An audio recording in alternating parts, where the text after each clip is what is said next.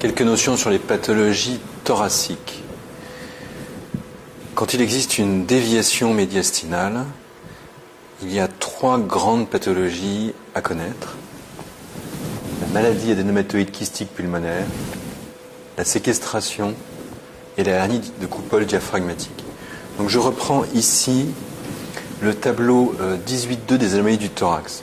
Et vous allez voir qu'on va essayer de le simplifier, qu'on va essayer de comprendre comment il fonctionne. Donc, l'aspect d'un champ pulmonaire n'est pas normal. Il est occupé par des images hyperéchogènes ou des images anéchogènes, et il y a plus ou moins une déviation du médiastin. Donc, maladie adénomatoïde kystique pulmonaire, séquestration, hernie de coupole diaphragmatique. En réalité, la MAKP et la séquestration sont assez comparables dans leur pronostic et dans leur prise en charge. La hernie diaphragmatique a des enjeux qui sont complètement différents. Pour différencier la maladie adénomatoïde kystique pulmonaire de la séquestration, on va faire du Doppler couleur sur la vascularisation de cette image. Et si on met en évidence une artère en provenance de l'aorte, c'est-à-dire une vascularisation systémique, eh bien il s'agit d'une séquestration. Sinon, il va s'agir d'une maladie adénomatoïde kystique pulmonaire.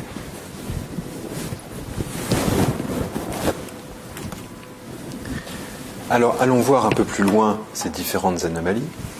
La première, la maladie adénomatoïde kystique pulmonaire, elle peut être microkystique, mixte ou macrokystique. Donc l'écogénicité en cas de MAKP microkystique sera une hyperécogénicité. Les kystes ne seront pas vraiment visibles, ils sont tellement petits et tellement multiples que ça apparaît comme une zone hyperéchogène. Dans les formes mixtes, eh bien, c'est des hyperéchogénicités avec des kystes. Et dans la forme macrokystique, on a des volumineux kystes qui ont un contenu finement échogène, qui communiquent les uns avec les autres.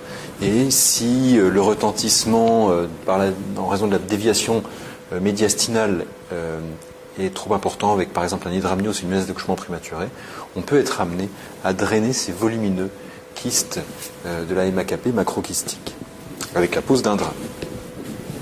La séquestration a une échogénicité qui est variable, mais elle est souvent hyperéchogène. Et il est parfois difficile de différencier une MAKP microkystique d'une séquestration. La hernie de coupole diaphragmatique a une échogénicité mixte. En effet, elle comprend souvent l'estomac, des anses grêles et du foie, de façon variable.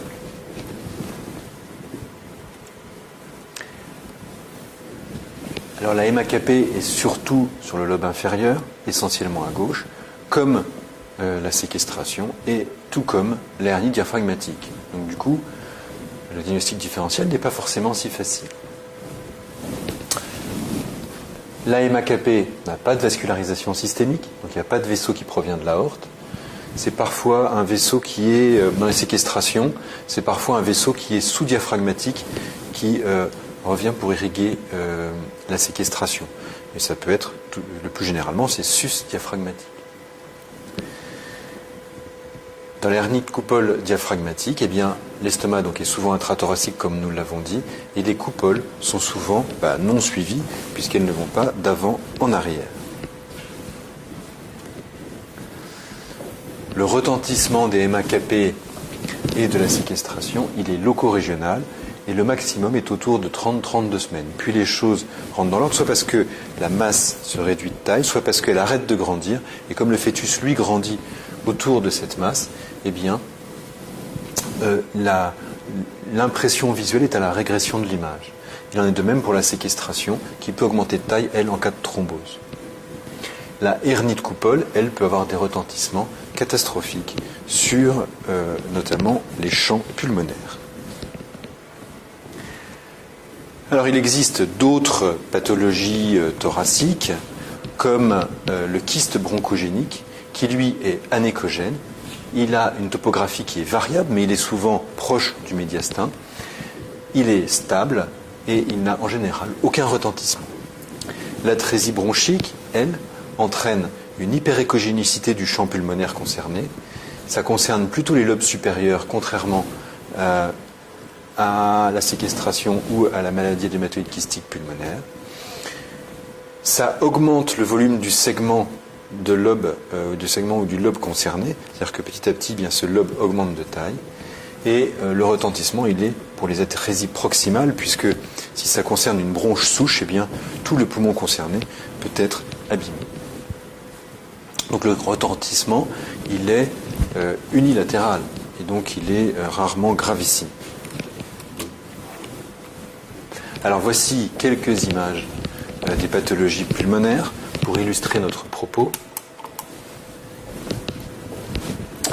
Voici une maladie adénomatoïde kystique pulmonaire macrokystique. Vous voyez ces gros kystes qui sont un petit peu écogènes, qui ont un contenu qui est finement écogène, avec des parois hyperécogènes. Ils sont en fait communicants les uns les autres. Et voici ici la masse cardiaque qui est déviée ici à gauche. Donc ici c'est une maladie adénomatoïde kystique pulmonaire droite. Ici,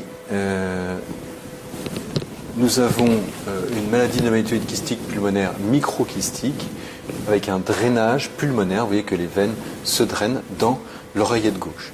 Et donc ici c'est l'aorte descendante, ici l'oreillette gauche, et ici une maladie adénomatoïde kystique pulmonaire microkystique.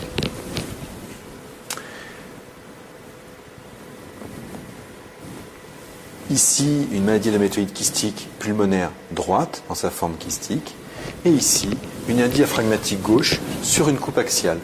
Le cœur est dévié à droite, et on a à gauche des anses intestinales et de l'estomac. Donc l'estomac est intrathoracique. Il s'agit ici d'une hernie de coupole diaphragmatique. Voilà une atrésie bronchique bilatérale avec deux gros reins bilatéraux volumineux, hyperécogènes. C'est dans une forme ici qui est catastrophique.